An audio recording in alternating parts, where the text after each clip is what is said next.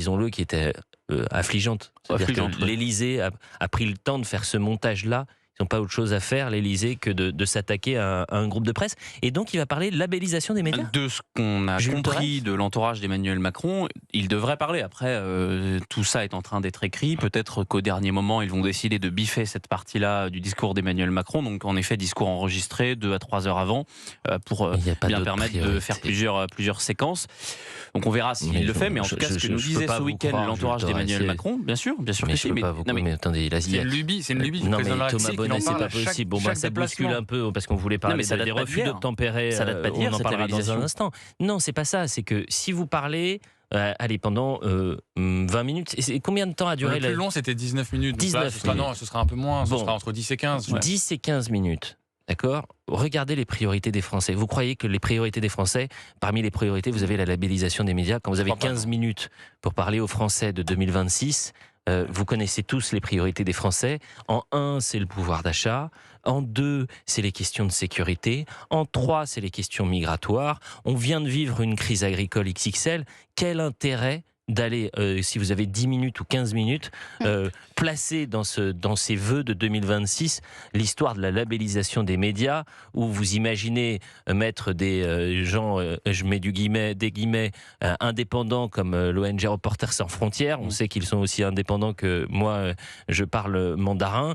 Et donc, votre mandarin n'est pas excellent. Ben non, malheureusement. J'aimerais bien d'ailleurs, ce serait une qualité, mais je ne l'ai absolument pas. Ces vœux, cette allocution, c'est à l'image de l'an dernier. Souvenez-vous, il avait annoncé des référendums, on n'en a pas eu. Il a passé cette année, une année 2025, où il a, dans tous les baromètres d'opinion, creusé du pétrole. Il est à 11% dans le Ipsos, 16% dans le JDD. Donc on va bien voir. Je ne veux pas insulter l'avenir, mais je pense que ces vœux seront les vœux les moins suivis depuis 2017, qu'il ne faut pas attendre grand-chose quand les 2 sujets qui vous intéressent, en tout cas pour Emmanuel Macron, qu'il va aborder, c'est la labellisation des médias et c'est une loi sur l'euthanasie, donc le suicide, j'ai envie de vous dire que c'est qu'il n'y a plus grand-chose à attendre de vous. 16h20 sur Europe 1, ça change, mais c'est ça aussi la magie de cette émission. On peut bousculer notre programme. On parlera des refus d'obtempérer dans un instant et de ces 5 gendarmes qui sont blessés. Je voulais parler d'Emmanuel Macron et des vœux des Français en fin d'émission. Il ne parlera pas du refus d'obtempérer, je peux vous le signer maintenant. Il va parler de sécurité quand même, j'espère.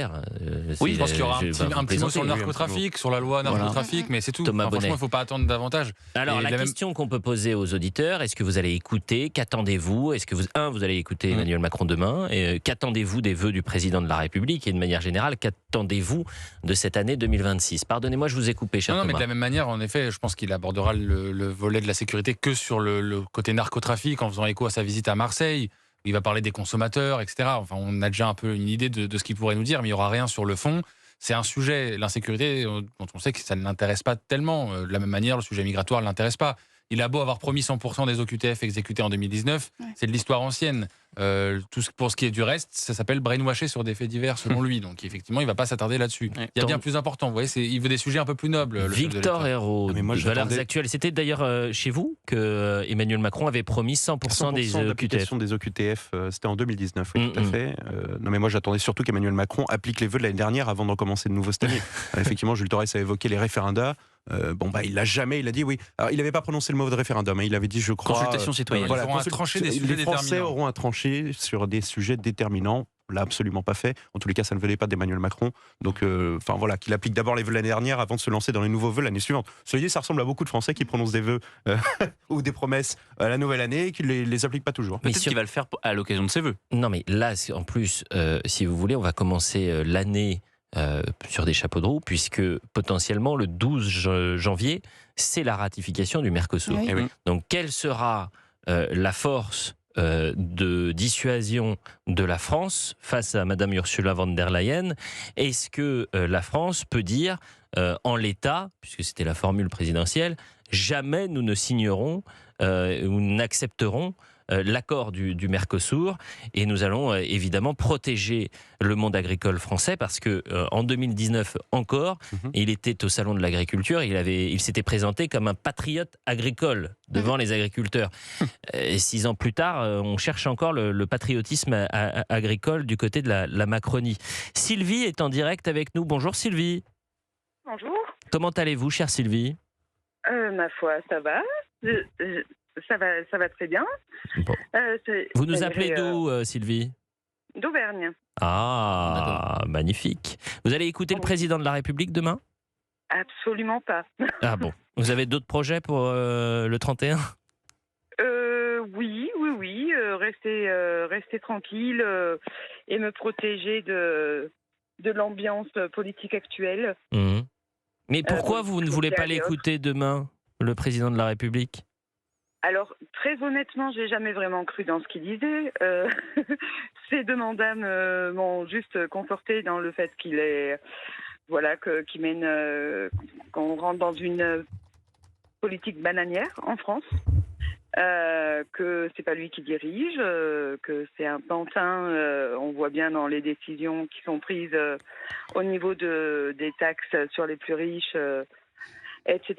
Je crois absolument plus. On voit bien, il avait annoncé plus personne à la rue et plein de gens sont à la rue. Oui, mais ça, c'était pas lors des vœux. Effectivement, il avait fait cette promesse. C'était en juillet, si mes souvenirs sont bons, 2017, chère Sylvie. Oui. Bon, politique bananière peut paraître un peu excessif comme formule, chère Sylvie. Mais bon, c'est la parole libre et plurielle et c'est la vôtre. C'est votre choix, bien évidemment. Vous avez de chercher la définition dans le dictionnaire et puis on se rend compte qu'on est bien là. D'autre part, je voulais rebondir sur les histoires d'OQTF. J'entends beaucoup parler qu'il faudrait appliquer les OQTF, etc. Sauf que c'est inapplicable. Donc, on met des OQTF à des gens en sachant très bien que c'est inapplicable, étant donné que, d'une, les centres de rétention administrative sont fermés, et que de deux, les accords passés avec la plupart des pays ne permettent pas le renvoi des gens dans leur pays. Donc, c'est des gens qui se retrouvent à la rue, sans aucune... parce que, contrairement à tout... moi, je travaille avec ce public, donc je sais de quoi je parle. Contrairement à ce qu'on dit, les sans-papiers n'ont pas le droit à des aides, pas du tout, puisque déjà, il faut avoir un compte bancaire pour y avoir droit. Et que quand on est une OQTF et qu'on n'a pas de papier, on n'a pas de compte bancaire. Moi, je vois dans mon boulot que des... Mais vous faites quoi dans la vie, Sylvie ? Excusez-moi, parce que j'ai du mal à tout saisir, donc j'essaye de comprendre et de clarifier tout cela. C'est jamais ça. J'accompagne les mineurs non accompagnés. Vous accompagnez les mineurs non accompagnés, d'accord. Non accompagnés étrangers. D'accord. Mais c'est-à-dire, je les accompagne. Vous travaillez pour une association, vous travaillez... C'est ça. D'accord. C'est ça, qui est au même titre que l'ASE, en partenariat avec l'ASE. Donc vous travaillez pour une association qui prend en charge, si je comprends bien, les mineurs non accompagnés. C'est ça. D'accord. Et par exemple, qui est avec l'aide sociale à l'enfance. Qui est avec l'aide sociale à l'enfance. Ok.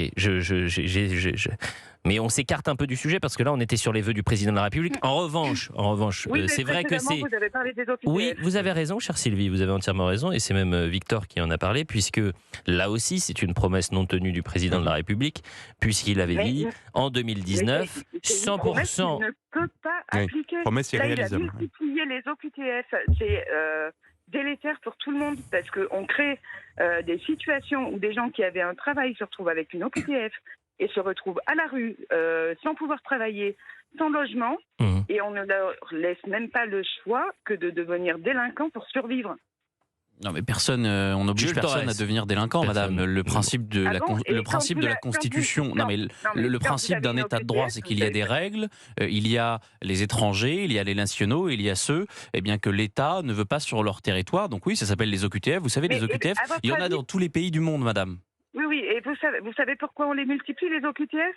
Pour un doute sur la qualité des papiers. Alors qu'on sait très bien qu'en Afrique, c'est pas du tout le même fonctionnement. Les papiers ne sont pas faits de la même façon qu'ici. Sylvie, il est 16h27. Vous allez rester avec nous parce que on va revenir sur déjà votre activité au quotidien, c'est-à-dire que vous nous dites que vous êtes au plus près des mineurs non accompagnés. Vous travaillez pour une association. La question migratoire est une priorité pour les Français.